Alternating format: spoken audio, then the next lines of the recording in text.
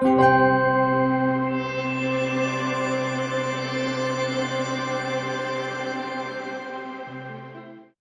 you very much. Thank you very much. And good afternoon to all of the distinguished guests from around the world. It's a particular pleasure for the OIV to participate in this day.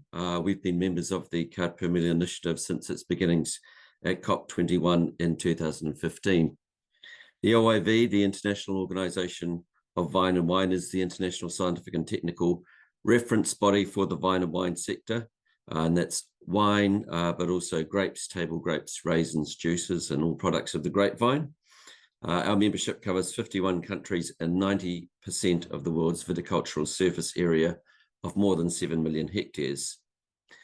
At the OIV, we're very well aware of the challenges posed by climate change and the need for the viticulture sector to address them in a sustainable manner. As a perennial crop, often planted in vulnerable areas, the viticulture sector understands very clearly what's at stake. In 2023, for example, drought, wildfires, hail, floods, fungal disease, all linked to climate change, contributed to the smallest global harvest in 60 years.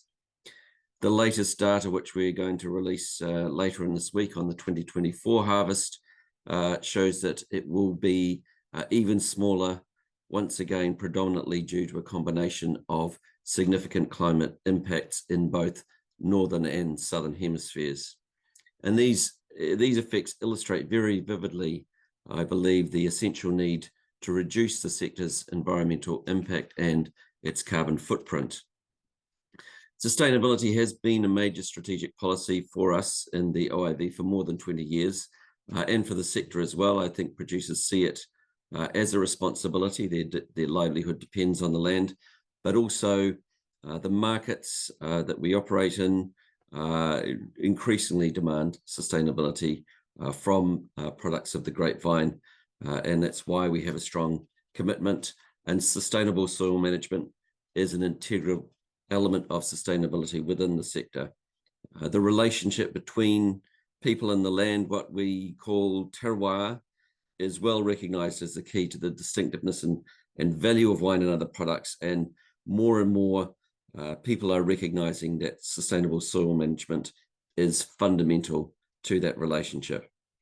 And that's why the OIV strongly values its partnership with Carte Per Mille.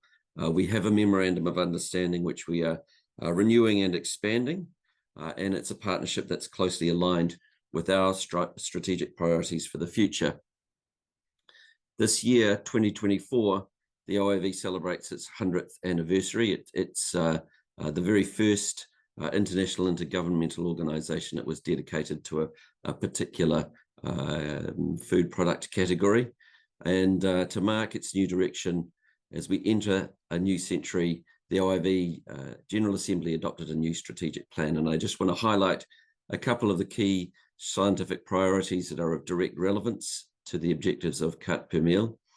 First, the OIV established a general priority to coordinate approaches to sustainability across the global vine and wine sector, using our position as an intergovernmental organization to coordinate, to share knowledge, to develop methodologies and measures, to establish best practices, to promote regulatory coherence and collaborate with other intergovernmental organizations such as Carte Per Mille.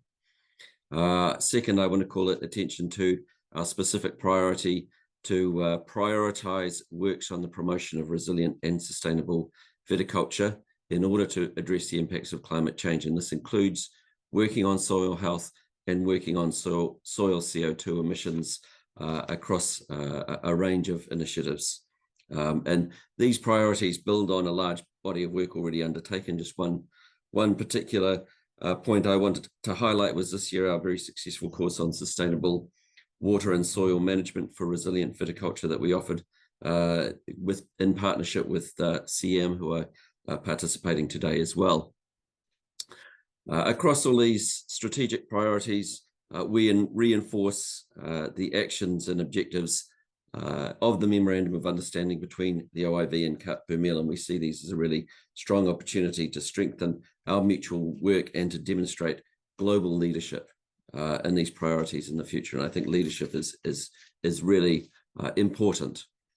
So I just want to wrap up by thanking Kat Pumil for extending this invitation and for its unwavering commitment to promoting sustainable agricultural soil management, and also to express my sincere gratitude to all of the distinguished members of the forum, all of the participants here today. Your presence underlines the importance of our collective efforts in shaping the future of agriculture on a global scale. So thank you.